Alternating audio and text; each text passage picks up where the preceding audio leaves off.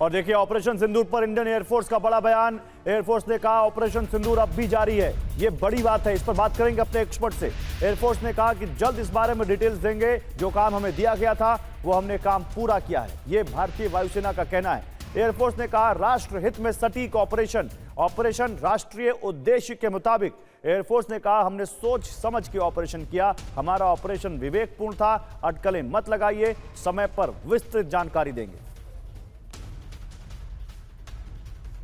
और देखिए इस पर बात करने के लिए मेरे साथ दो खास मेहमान हैं। मेरे साथ इस पर बात करने के लिए इस वक्त आप देखिए जनरल वीके दत्ता हैं और मेरे साथ ग्रुप कैप्टन डीके पांडे साहब हैं। आप दोनों का स्वागत है। जनरल दत्ता, शुरुआत आपसे सर।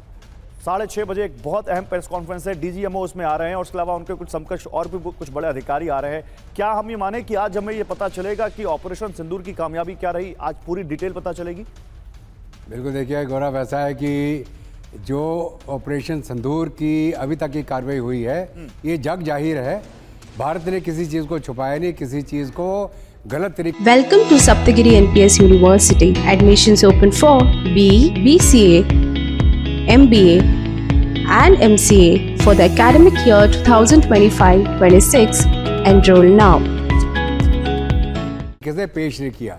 मीडिया में हो सकता है कोई बार ज़्यादा जोश में आगे किसी ने आगे पीछे बोला हो, लेकिन शुरू से लेके अभी तक की जो कार्रवाई है, शुरू जब इन्होंने पहलगाम के अंदर इनोसेंट हमारे लोगों को, टूरिस्ट को मारा और एक संदेश भेजा ऑफ सिविलाइजेशन क्लैश, उसके बाद जो भारत ने विकल्प लिया, हमारे प्रधानमंत्री ने बोला कि हम उन टेररिस्ट को, उनके इंफ्रास्ट्रक्चर को, उनके कंट्रोलर्स को, उनके जो भी लोग उसके अंदर लिप्त है उनको ढूंढ के पताल से भी निकाल के लाएंगे और उनको ज़मीन दोष करेंगे। उसके तहत हमने कार्रवाई चालू कर दी और जितने एक्शन लिए अभी तक हमारे भारतवर्ष के नागरिकों को मालूम होगा, चाहे सिंधु जल समझौते को सस्पेंड किया हमने, ट्रेड बंद किया और फ्लाइट बंद करे, जितने हमने कार्रवाई करनी थी वो चालू कर दी। तो आज जो ये प्रेस कॉन्फ्रेंस है उसमें क्या बताया जा सकता है? अभी मैं बताता हूँ आपको। उसके बाद जो हमने 9 टारगेट चुन के उनके सारे जितने चिने हुए टेररिस्ट, चाहे LTT हो, JEM हो, हिजबुल मुजाहिदीन हो, और उनका जनाजे उनकी फ़ौज ने अटेंड किए, जिससे पता चल गया कि पाकिस्तान की फ़ौज टेररिज्म में लिप्त है।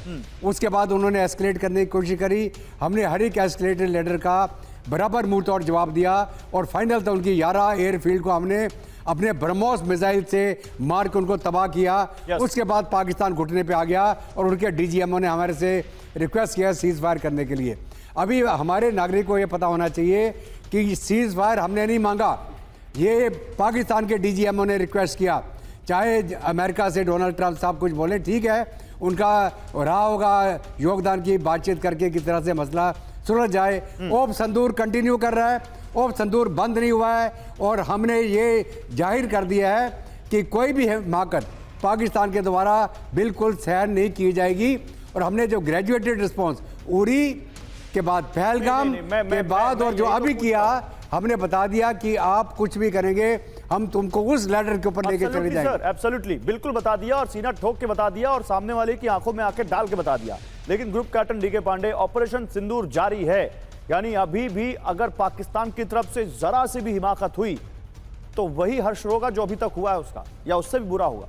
जय हिंद और बहुत बहुत धन्यवाद मुझे इस परिचर्चा में बुलाने के लिए। सर्वप्रथम कि ये ऑनगोइंग प्रोसेस है। सबसे मजेदार चीज़ ये है कि इंडियन एयर डिफेंस का जो सिस्टम है IACCS, जिसने कि ये पूरा विजय हासिल करने में बहुत बड़ा योगदान दिया, वो 24/7 365 डेज एक्टिव रहता है।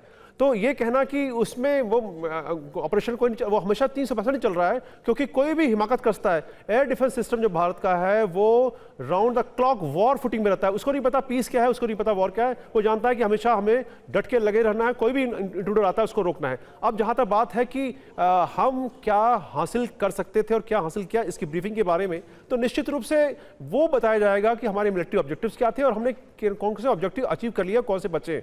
जहाँ तक ऑनगोइंग प्रोसेस की बात है, मैं बता दिया, एयर डिफेंस सिस्टम एक्टिवेटेड है और रहेगा। दूसरा, हमें ये मौका मिला है कि हम जो है क्रिटिकली एनालाइज कर सकेंगे हमने क्या किया और हमें आगे और क्या करना है और कहाँ हमारे कुछ गैप्स रहे प्लानिंग में या एग्जीक्यूशन में, उसको कैसे किया जाए। थर्ड जो है पॉइंट है वो मेंटेनेंस का जो है, कुछ कहीं हमने ग्राउंड एलिमेंट्स के राउंड द क्लॉक चलते रहे सिस्टम, उनके कोई रख रखाव की जरूरत हो, उनको कुछ ही प्रकार की स्पेयर की सपोर्ट की जरूरत हो, लॉजिस्टिकल सपोर्ट हो, उन सबको अभी मौका है, इस समय थोड़ा सा ब्रीदिंग टाइम मिला है तो वो पूरा कर लिया जाए, क्योंकि पाकिस्तान पर भरोसा नहीं करते।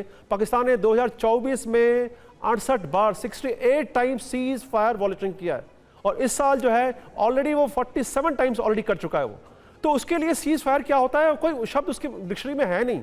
हम उससे उम्मीद करें कि सीज फायर हो गया और शांत होगा। तो ये बाकी भारतीय दर्शकों के लिए मैं कहना चाहूंगा कि सीज फायर अगर है तो वो वेंटिलेटर पे है, कब तक चलेगा ना हमें पता ना वक्त को पता, क्योंकि पाकिस्तान के बारे में कोई कुछ नहीं कर सकता। और आखिरी बात मैं कहना चाहूंगा कि अगर हम ये ऑपरेशन और कंटिन्यू करते तो क्या ऑब्जेक्टिव हम और हासिल करते, क्योंकि हमारा सबसे बड़ा ऑब्जेक्टिव था कि टेररिज्म की जो जड़ें हैं उन पर चोट पहुंचाएं, जो टेररिज्म को बढ़ावा दे रहे हैं उनको हम चोट पहुंचाएं, मैसेज दें उनको, वो हमने अचीव। ठीक है सर, आप मेरे साथ रहिए।